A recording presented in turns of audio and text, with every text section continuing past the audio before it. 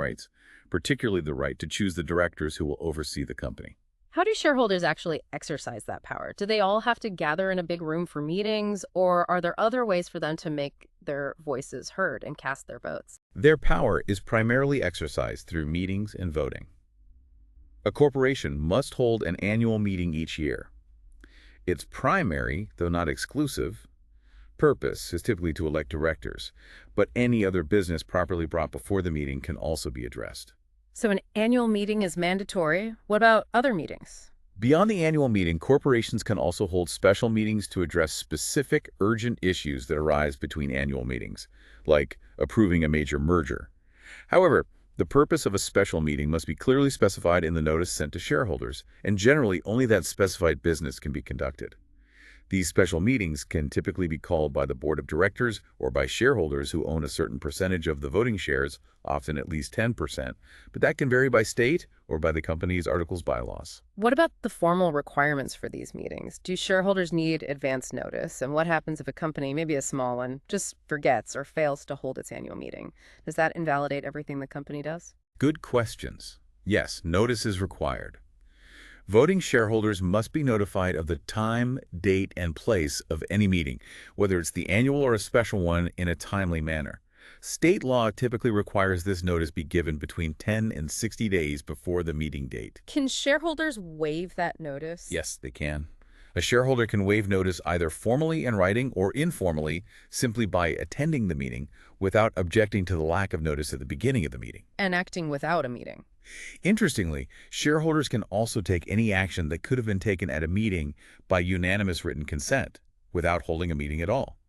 This avoids the need for a physical gathering, and is quite common in smaller, closely held companies, where getting everyone to sign a document is easier than coordinating schedules. What about failing to meet? Critically, from a legal standpoint, the mere failure to hold required shareholder meetings generally does not affect the corporation's existence or invalidate its business operations.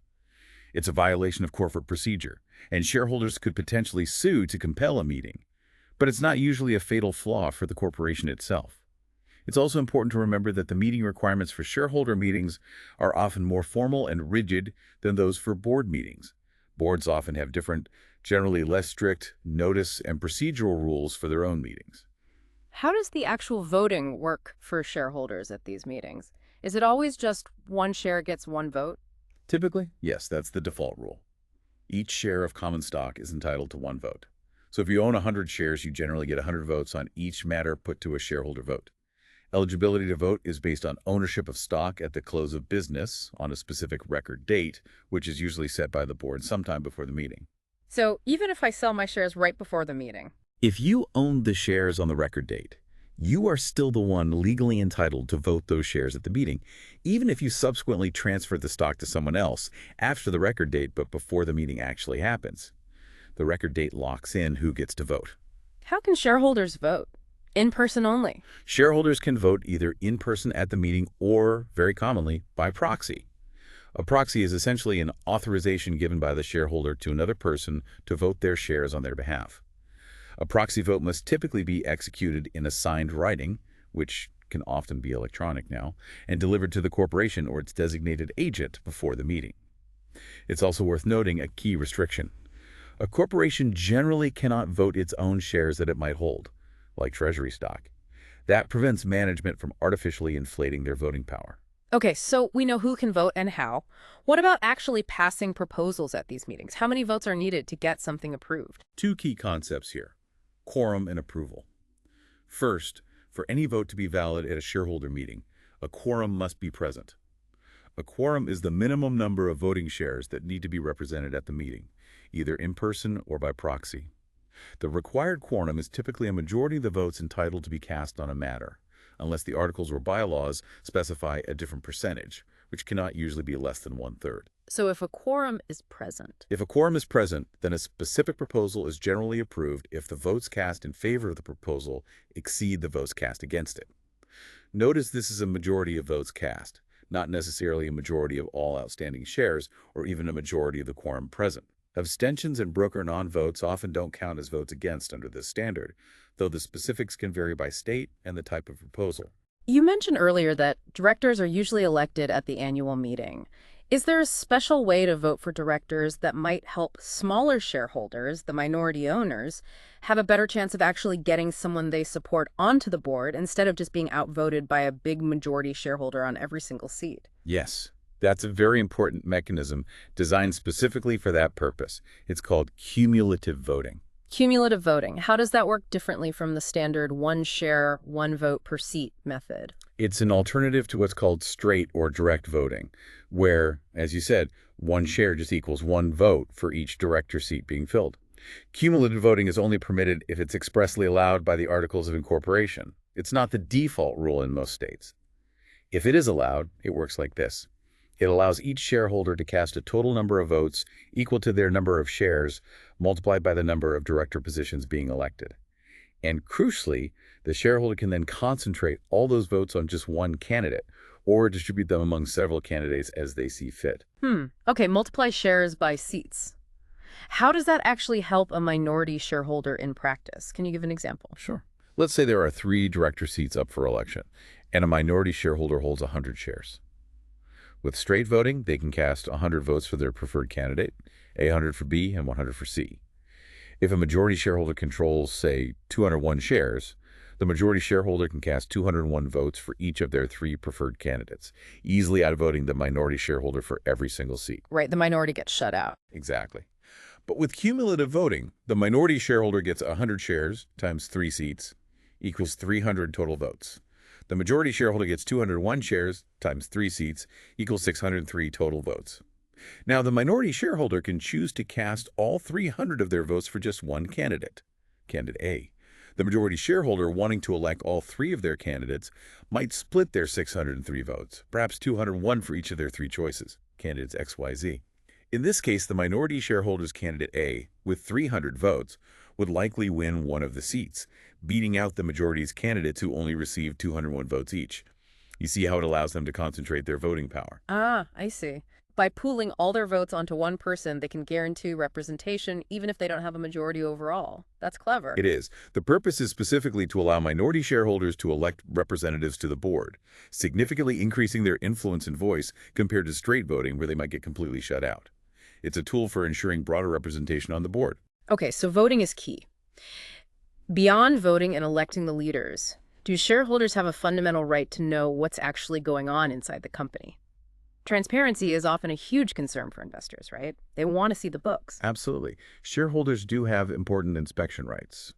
A shareholder with a proper purpose, and that generally means a purpose related to their legitimate interest as a shareholder, such as investigating potential corporate mismanagement, valuing their shares accurately, or communicating with other shareholders about a vote, has the right to inspect and copy certain corporate records. Which records? And how do they exercise that right? The scope can vary by state, but often includes things like the articles, bylaws, minutes of shareholder meetings, and sometimes lists of shareholders or basic financial statements. For more sensitive records, like detailed accounting books or board minutes, the proper purpose requirement is usually stricter. To exercise this right, the shareholder typically must give the corporation written, signed notice often 5 days in advance stating their proper purpose. It's a crucial oversight mechanism, allowing shareholders to verify information and hold management accountable. So it seems the shareholders hold significant ultimate power, especially when it comes to choosing who's at the helm via voting, and they have rights to information. But once those directors are elected, let's shift focus to them. What are their specific responsibilities, their powers, their limitations, and the critical legal duties they owe back to the corporation they now govern? Right, now we move into the boardroom. The board of directors is the primary management body of the corporation. While the shareholders elect them, it's the directors who are charged with actively managing, or more accurately, overseeing the management of the corporation's business and affairs. What does that actually involve? What kinds of things do directors do? Their responsibilities are broad and high level. They include appointing and overseeing the officers, like the CEO, CFO, setting the overall strategic direction for the company, making major financial decisions, approving significant corporate actions like mergers, acquisitions, or large capital expenditures, declaring dividends, and generally monitoring the company's performance and compliance with the law. They are essentially the company's strategic brain and chief overseers, responsible for its overall health and direction. How are boards typically composed? Can anyone be a director, and how are they chosen and removed? A board can legally have as few as one director. though larger companies obviously have more. A director must always be a natural person, meaning a human being, not another corporation or an abstract entity. Directors are selected, as we discussed, at the annual shareholders meeting, and they typically receive compensation for their service, which can be substantial in large corporations. How long do they serve? Their term is usually 1 year, running from annual meeting to annual meeting. However, the articles can provide for staggered terms. For example, a board might be divided into 3 classes, with each class serving a 3-year term, and only one class coming up for election each year. This promotes continuity on the board. And removal. Shareholders generally have the power to remove a director with or without cause before their term expires, unless the articles specifically provide that directors can only be removed for cause. And of course, a director can choose to resign at any time by giving written notice to the corporation. Do directors have the same strict meeting requirements as shareholders needing formal notice for every meeting, specific purposes stated, etc.? Or is it a bit more flexible for them, given they need to act more frequently? Not quite the same rigidity as for shareholder meetings.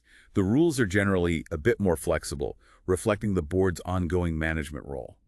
Regular meetings of the board, which are often scheduled in advance in the bylaws, for example, the first Tuesday of every month, may typically be held without specific notice of the date, time, place, or purpose. Everyone knows when they are. Okay. What about meetings called on short notice? For special meetings, those called outside the regular schedule directors are generally entitled to notice, often just 2 days' notice of the date, time, and place. But critically, unlike special shareholder meetings, the purpose of the special board meeting usually does not need to be provided in the notice unless the bylaws require it. The idea is the board needs to be able to convene quickly to address emerging issues. Can boards act without a meeting too? Yes. Similar to shareholders, the board can also typically act by unanimous written consent without holding a physical meeting.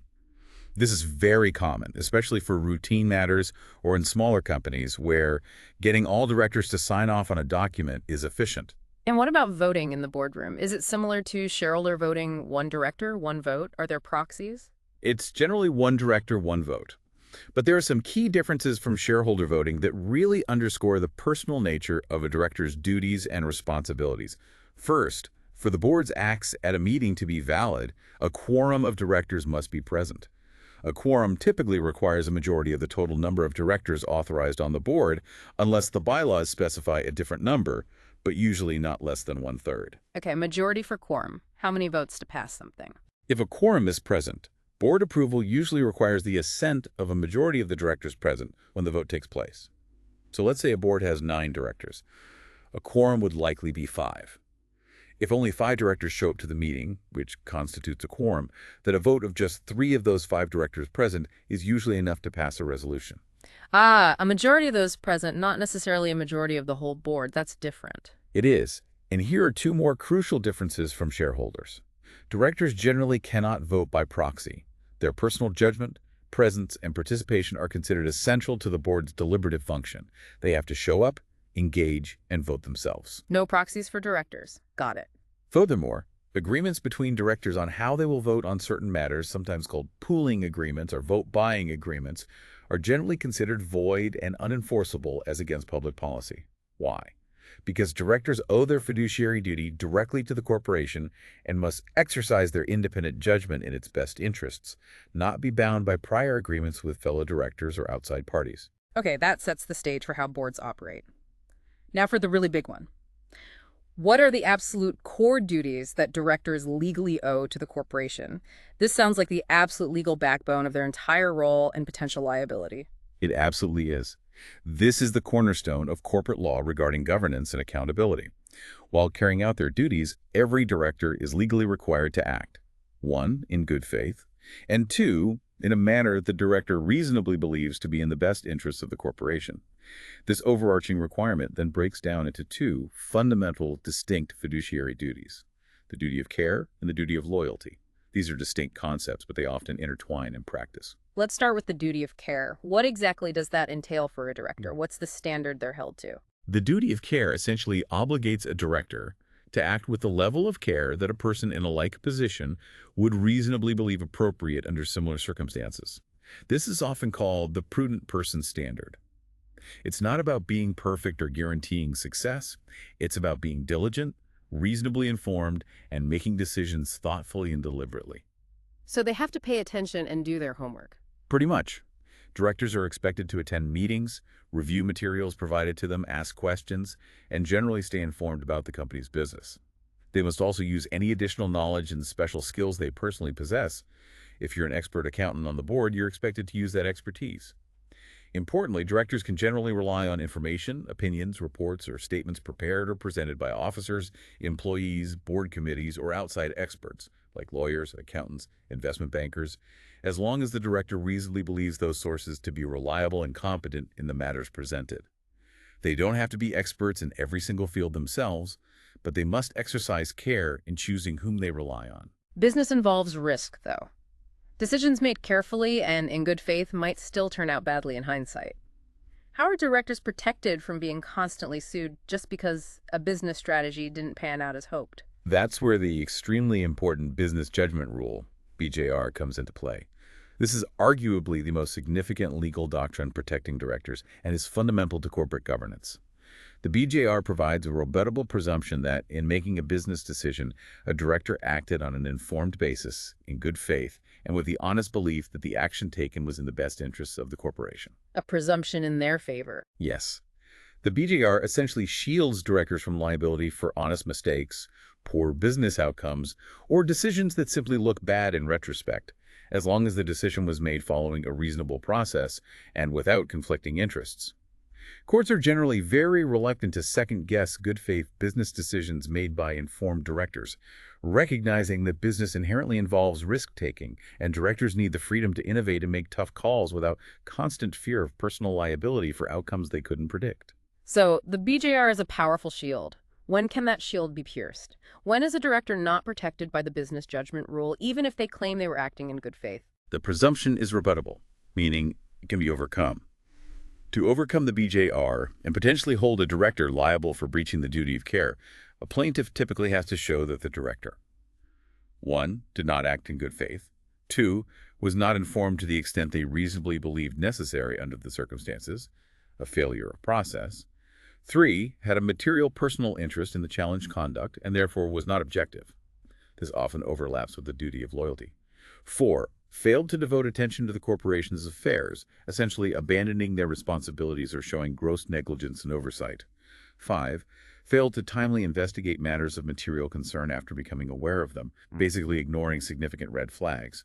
Or 6. Received an undeserved financial benefit from the transaction. So, things like fraud, conflicts of interest, or just completely falling asleep at the wheel.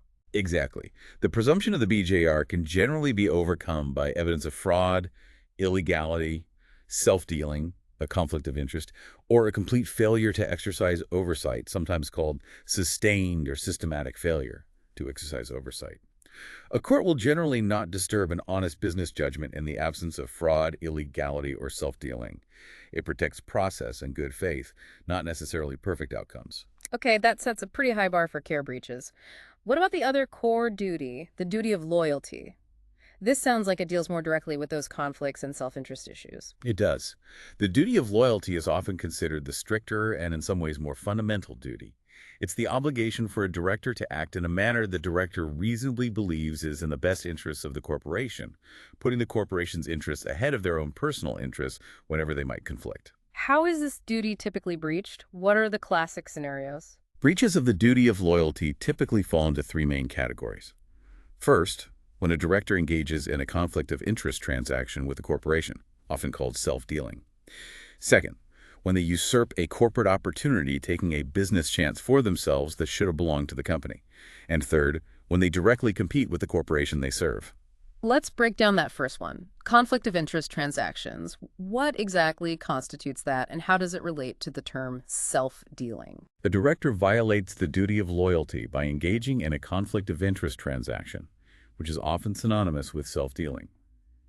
This occurs when the director or a party closely related to them, like family or another business they control, has a material financial interest in a transaction that the corporation is also a party to. Crucially, the business judgment rule does not apply to protect the director in these situations because there's an inherent conflict. The presumption of good faith is automatically gone. A transaction generally qualifies as a conflict of interest transaction if it's one that would normally require board approval, and it's of such